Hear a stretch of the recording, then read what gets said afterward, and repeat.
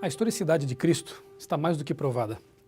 Ele é citado em textos de autores não cristãos e as evidências de que ele viveu e morreu na cruz são bastante sólidas.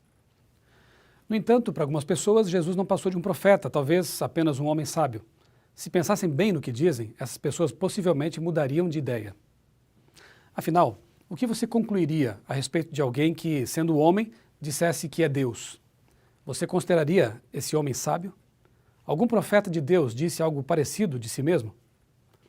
Na verdade, alguém que afirmasse ser Deus, se não fosse, deveria ser tratado como louco ou charlatão, menos o sábio. Assim, ou Jesus é Deus ou não serve como modelo de conduta. Como ocorre com a Bíblia, que é ou a revelação de Deus ou o maior engano de todos os tempos, você pode dar as costas para Jesus, considerando um lunático ou impostor, ou analisar seriamente o que ele disse. Eu e o Pai somos um. Se ele de fato for o que diz ser, não podemos simplesmente tropeçar nessa verdade e fingir que nada aconteceu. Quem é Jesus? Para responder a essa pergunta, temos que analisar o que a Bíblia toda fala sobre Deus e a Trindade. Segundo o apóstolo Paulo, fazendo eco a Isaías 45:22, há um só Senhor, uma só fé, um só batismo, um só Deus e Pai de todos, o qual é sobre todos, age por meio de todos e está em todos. A Bíblia é clara em afirmar que existe apenas um Deus, Yahvé, mas diz também que esse Deus se manifesta através de 3 pessoas divinas, Pai, Filho e Espírito Santo. Claro que esse não é um assunto fácil de se entender, já que, como mortais finitos, não podemos compreender tudo sobre Deus infinito. Assim, a doutrina da Trindade ela pode ser considerada como revelada, porém não exatamente explicada. Quanto à divindade de Jesus, os textos bíblicos são muito claros. Por exemplo, porque um menino nos nasceu, um filho se nos deu, o governo está sobre seus ombros, o nome dele, o seu nome será maravilhoso, conselheiro, Deus forte, Pai da eternidade, príncipe da paz. Isaías 9:6. Mas claro que isso é impossível. O profeta chama o menino de Deus forte. Outro texto interessante nós encontramos em Miqueias capítulo 5, verso 2, que diz assim: E tu, Belém Efrata, pequena demais para figurar como grupo de milhares de Judá, de ti me sairá aquele que há de reinar em Israel, e cujas origens são desde os tempos antigos, desde os dias da eternidade. Jesus nasceu em Belém, como homem, mas existe desde quando? Desde os dias da eternidade. Mais um texto. No princípio era o Verbo, e o Verbo estava com Deus, e o Verbo era Deus. Ele estava no princípio com Deus. Todas as coisas foram feitas por intermédio dele, e sem ele, nada do que foi feito se fez. João 1, de 1 a 3. Se todas as coisas foram feitas por intermédio dele, ele mesmo não pode ter sido criado.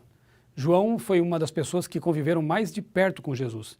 Na condição de testemunha ocular, seu testemunho escrito tem muita força. Outro texto. Dos israelitas são os patriarcas, e também deles descende o Cristo, segundo a carne, o qual é sobre todos, Deus bendito para todo sempre. Amém. Romanos 9, verso 5. Aqui o apóstolo Paulo explica a origem humana, genética de Jesus, mas nos lembra de que ele sempre existiu como Deus. E já que estamos falando sobre a Trindade, o que dizer do Espírito Santo? Ele é uma pessoa? Sim, o Espírito Santo tem características pessoais e, além disso, é distinguido do Pai e do Filho. O Espírito Santo tem intelecto, ou poder de pensar. Ele tem sensibilidade, ou poder de sentir, e tem vontade própria. Está tudo na Bíblia. Então, qual dos 3 criou o mundo? Em Gênesis 1, 26 e 3, 22, há a utilização do plural façamos, façamos o homem à nossa imagem, o que sugere a existência de mais de uma pessoa divina. De fato, somente Deus, o Pai, Filho e Espírito Santo, tem poder de criar. Depois do pecado, o ser humano não mais pode ver a Deus, não pôde mais ver a face de Deus. Por isso, o Criador tomou providências, pois sempre desejou estar perto de seus filhos. Diz a Bíblia, ninguém jamais viu a Deus. O Deus unigênito, que está no seio do Pai, é quem o revelou. João 1, verso 18. O Pai é Deus, o Espírito Santo é Deus e Jesus também é Deus. Não são 3 deuses, mas uma família divina. O plano da redenção envolvia a encarnação do Filho, a fim de morrer pela raça caída e revelar mais claramente o caráter amorável da divindade. Imagine que o Pai tivesse criado um ser para vir morrer em lugar dos filhos dele. O que você pensaria desse Pai? Você acreditaria no amor dele?